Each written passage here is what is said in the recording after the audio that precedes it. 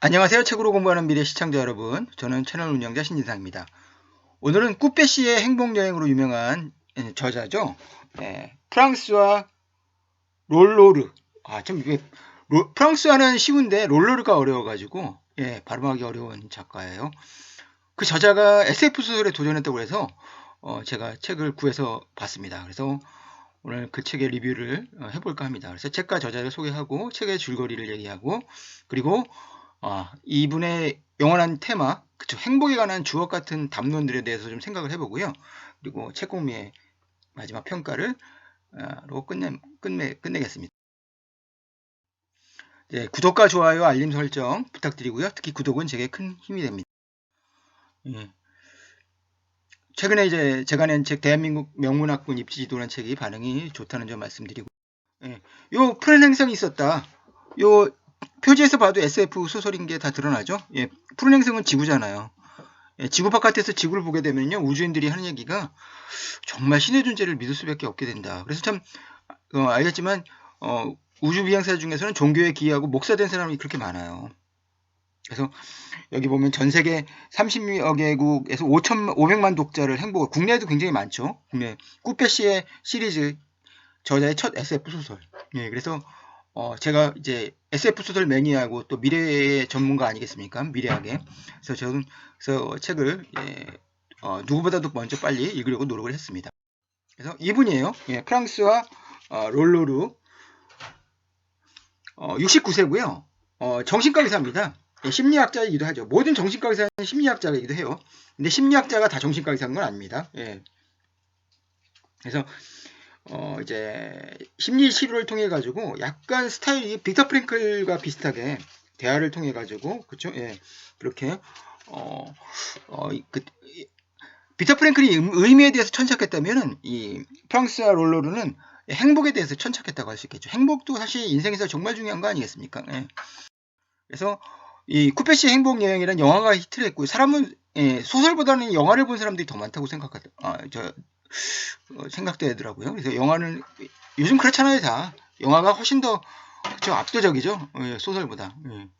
그래서 이 얘기를 저는 이 서울대 자소서 제가 이제 입시 컨설턴트니까 서울대 학생들 자소를 많이 봤는데 서울대 자소에 정말 많이 그래서 왜 서울대 지원자는 이 책을 자소에 많이 썼을까?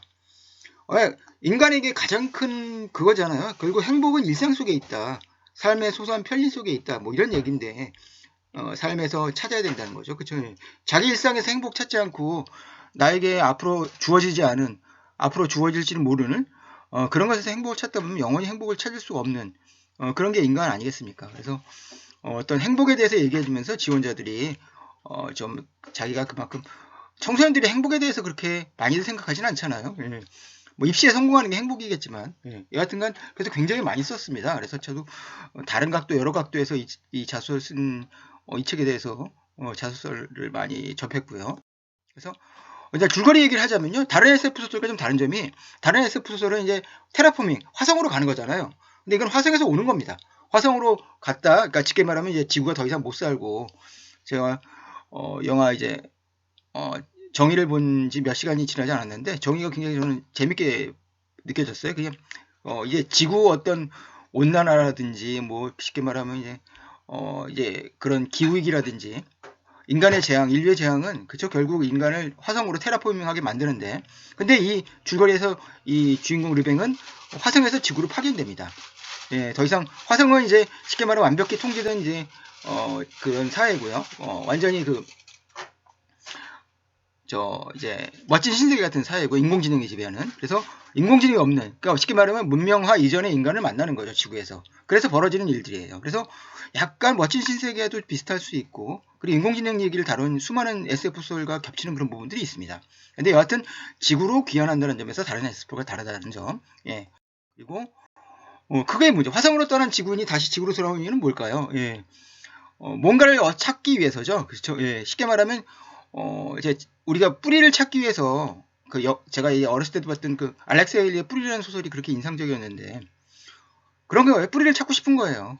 그래서 외국에 버려졌던 그 아기 시절에 버려졌던 그 고아들이 이제 다시 한국에서 부모 찾고 싶어하는 그런 심정들이 전 이해가 돼요.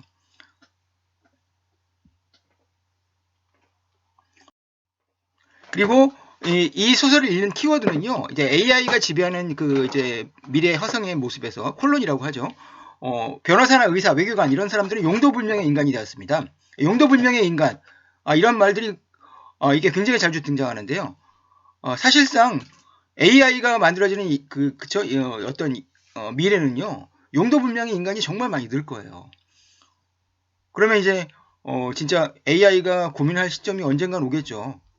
저 쓸데도 없는 인간이 왜 필요한가 이런 생각을 하겠죠. 그래서 그 중에 이 책에서는 좀 독특하게 자기도 의사인데 변호사나 의사, 외교관 이런 것들은 근데 외교관은 쉽게 인공지능에 대체될 것 같지 않은데 여하튼간 롤러르는 그렇게 생각하고 있더라고요. 그래서 용도불명의 인간이에요, 주인공도. 그래서 주인공이 오고 그리고 주인공이 이제 화성에서 사랑했던 여자 유아의 사랑 얘기가 나오죠. 그리고 지구에서 만나는 야만인들이라고 해야 되나요? 그 사람들과 이 얘기도 나오고. 되게 소설은 되게 아름다운 소설이었어요. 이게 결국 강력한 인공지능과 대결하는 용도불명의 인간은 멋진 신세계를 완전히 겹쳐놓고 어떻게 둘이 포개지는 지점이 있죠. 이렇게 어떻게 보면 용도불명의 인간이라는 게 그 인간의 정체성이기도 하고 프랑스 소설의 이제 쉽게 말하면 시지프스의 신화부터 하는 이제 실존주의 전통이라고 할 수 있겠죠. 그 흐름이 쭉 이어지는 것 같아요. 용도가 정해져 있으면 그건 그렇죠. 그거는 망치죠. 근데 인간의 용도불명인 게 오히려 인간다운 거죠. 그래서 이 강력한 인공지능을 이길 수 있다는 그런 메시지를 전하고 있는 게 아닌가 이런 생각이 들고요. 근데 이제부터 행복 이야기를 할게요. 이 소설도 결국 행복 이야기더라고요. 근데 저자는 약간 저랑 생각이 다른데 저자는 이렇게 인간의 행복은 자유보다 평등에 더 좌우된다고 보고 있어요. 그냥 자유와 평등 둘 다 중요할 텐데 사실 근데 그러고 보니 일리가 있어요. 내가 불행하다고 느낄 때는요. 내가 연세대를 갔을 때는 행복하게 되는 게 정상적이잖아요. 근데 내 제일 친한 친구가 그리고 바로 우리 뭐 어머니가 얘기하는 엄친아가 서울대 갔을 때 나는 불행한 거 아니겠습니까? 상대적인 거죠. 항상 비교해서 비롯되는 거 아닙니까? 행복이나 불행은. 그렇죠? 그러니까 사실 평등에 더 박탈감이나 그렇죠? 양극화 이런 것들이 더 어떻게 보면 행복에 더 기여하는 것이 많다는 면에서 경제적 자유보다는 어떻게 보면 행복은 그렇죠? 평등에 더 좌우된다는 이 저자의 주장이 전 틀린 말이 아니라는 생각을 하게 됐어요. 그래서 저는 완전한 우파거든요. 보수 우파인데도 행복이라는 관점, 그러니까 행복이 인간의 전부는 아닙니다. 인간의 감정이 전부는 아닌데 여하튼간 저자의 주장에 대해서 어느 정도 동의를 하고요. 그리고 이런 말도 나와요. 이제 이 소설이 전형적인 사변 소설인데 이제 어떤 사건이나 에피소드 이런 것보다는 줄거리 플롯보다는 이제 즉 저자 주인공의 어떤 마음을 통해서 대화를 통해서 드러나는 작가의 어떤 철학을 읽는 거죠. 그래서 질투나 경멸을 일으키는 불평등은 허용될 수 없다는 거죠. 그러니까 불평등은 허용될 수 없다고 보는 점에서 굉장히 그렇죠. 이 사람은 행복이라는 것에서 굉장히 행복이라는 관점에서 봤을 땐 굉장히 극좌에 가까운 그렇죠. 성향이 있는 게 아닌가. 질투나 경멸 이런 것들은 결국 불평등을 그렇죠 일으키고 그것이 불행을 불러온다는 거죠. 그리고 정말 이런 문제도 이런 질문도 던집니다. 능력 위주의 사회는 정말 행복 같은 방향으로 갈까?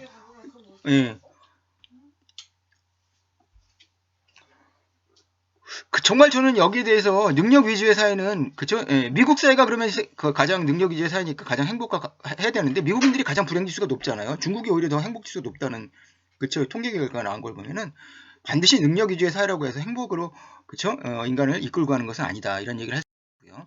그래서 이 사람이 몇 가지 소설에서 이렇게 보여주는 힌트가 있어요. 행복에서 물의 메시지를 찾자는 거죠. 행복은 우리에게 불필요한 걸 버리는 능력이다. 그렇죠. 약간 이거는 약간 동양적인 불교적인 그런 세계관도 드러나는 것 같아요. 약간 어떻게 보면 좌파나 공산주의는 이 사람은 좌파나 공산주의라고 보기 힘들지만 좀 약간의 동양적 사고랑도 비슷한 측면이 있습니다. 필요한 것이 아니라 불필요한 걸 버릴 수 있는 능력이 그러면 정말 그런 경지가 된다면 정말 행복해질 것 같네요. 근데 사실은 사람들은요 자기에게 정말 필요하고 정말 불필요한 거를 몰라요. 지나고 나가서야 아는 겁니다. 그래서 인간은 항상 행복보다는 불행에 더 가까운 존재죠. 그래서 이 사람이 이 주장에 대해서는 절정에 있는 어떤 활용점정 같은 건데요. 행복은 다른 사람과 같다고 느끼는 능력이라고 표현을 합니다. 그렇죠? 이럴 커트 보네거트 같은 작가는 이제 그 해리슨 버거론 같은 단편 소설에서 정말 이런 것이 불행의 어떤 근본 원인처럼 얘기했으니까 어떻게 보면 이제 미국의 커트 보네거트가 예, 프랑스와 롤러르는 전혀 그쵸? 예, 정반대의 세계관을 갖고 있다고 할 수 있겠죠. 그리고 자유가 행복에 도움이 되는 그치 길도 있는데 이 사람은 그쵸 여기 주인공 자유연애일 뿐이라는 거 합니다. 그러니까 이 사람의 주장이 그렇다는 얘기고요.